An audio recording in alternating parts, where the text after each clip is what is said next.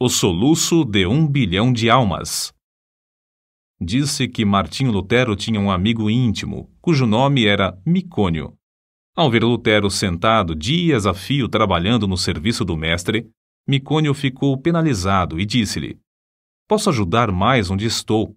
Permanecerei aqui, orando, enquanto tu perseveras incansavelmente na luta." Micônio orou dias seguidos por Martinho. Mas enquanto perseverava em oração, começou a sentir o peso da própria culpa.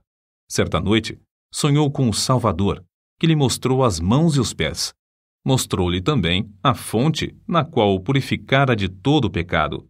"Segue-me", disse-lhe o Senhor, levando-o para um alto monte de onde apontou para o nascente. Micônio viu uma planície que se estendia até o longínquo horizonte. Essa vasta planície estava coberta de ovelhas, de muitos milhares de ovelhas brancas.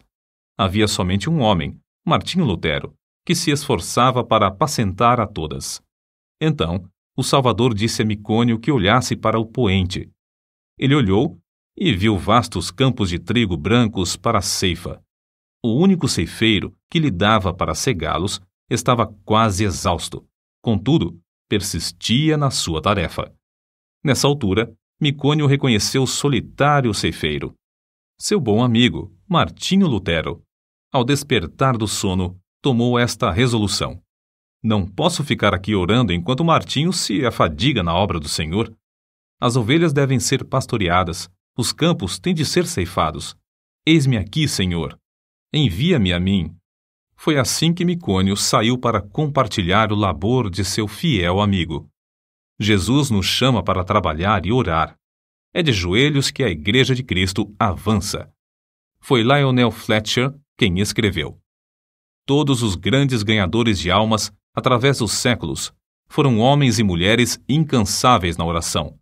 Conheço como homens de oração quase todos os pregadores de êxito da geração atual, tanto como os da geração próxima passada, e sei que, igualmente, foram homens que oravam intensamente.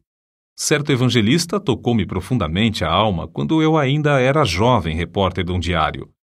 Esse evangelista estava hospedado em casa de um pastor presbiteriano. Bati à porta e pedi para falar-lhe. O pastor, com voz trêmula e com um rosto iluminado por estranha luz, respondeu: "Nunca se hospedou um homem como ele em nossa casa. Não sei quando ele dorme. Se entro no seu quarto durante a noite para saber se precisa de alguma coisa, encontro-o orando. Vi-o entrar no templo cedo de manhã e não voltou para as refeições. Fui à igreja. Entrei furtivamente para não perturbá-lo. Achei-o sem paletó e sem colarinho.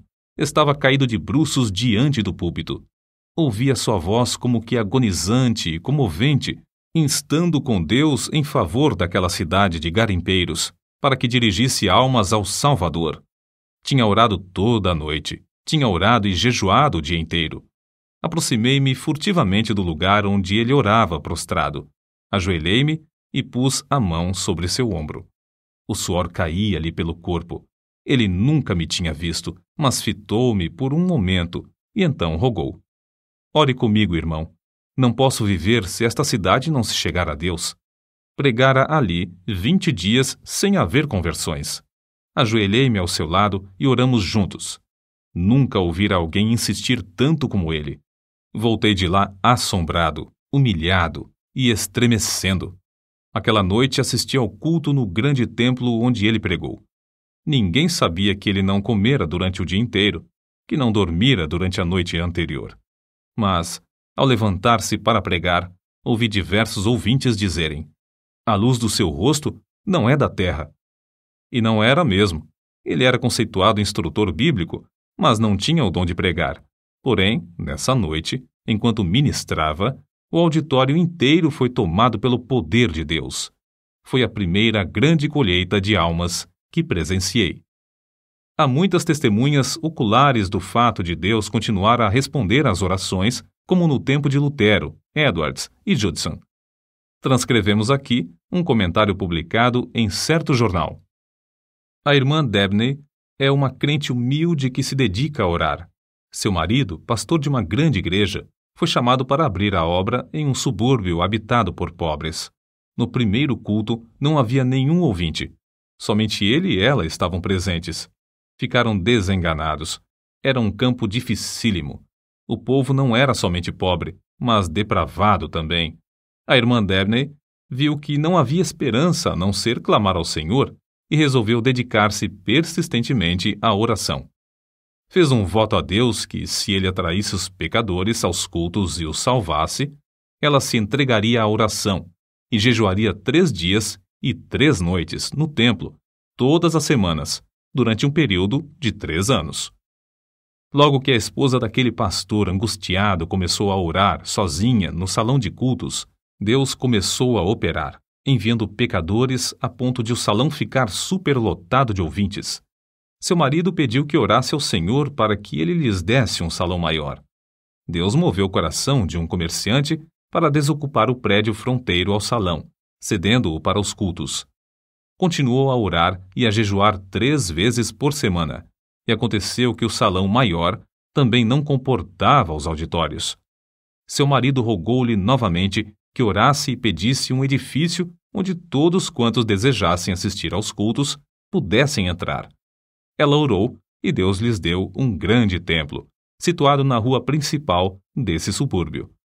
No novo templo, também a assistência aumentou a ponto de muitos dos ouvintes serem obrigados a acompanhar as pregações de pé, na rua. Muitos foram libertos do pecado e batizados. Quando os crentes sentem dores em oração, é que renascem almas.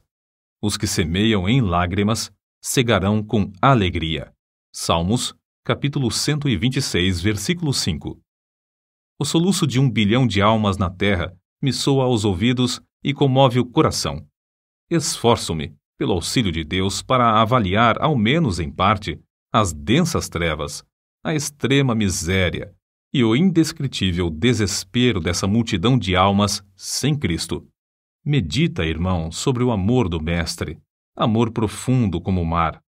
Contempla o horripilante espetáculo de desespero dos povos perdidos, até não poderes censurar, até não poderes descansar, até não poderes dormir. Sentindo as necessidades dos homens que perecem sem Cristo, foi que Carlos Inwood escreveu o que falamos há pouco, e é por essa razão que se abrasa a alma dos heróis da Igreja de Cristo através dos séculos. Na campanha de Piemonte, Napoleão dirigiu-se aos seus soldados com as seguintes palavras: ganhastes sangrentas batalhas sem canhões, atravessastes caudalosos rios sem pontes, marchastes incríveis distâncias descalços, acampastes inúmeras vezes sem coisa alguma para comer. Tudo graças à vossa audaciosa perseverança. Mas, guerreiros, é como se não tivéssemos feito coisa alguma, pois resta ainda muito para alcançarmos. Guerreiros da causa santa, nós podemos dizer o mesmo. É como se não tivéssemos feito coisa alguma. A audaciosa perseverança é-nos ainda indispensável. Há mais almas para salvar atualmente do que no tempo de Miller, de Livingstone, de Patton, de Spurgeon e de Moody. Ai de mim se não anunciar o Evangelho. 1 Coríntios, capítulo 9, versículo 16. Não podemos tapar os ouvidos espirituais para não ouvir o choro e os suspiros dos atuais 6 bilhões de almas na Terra, que não conhecem o caminho para o lar celestial.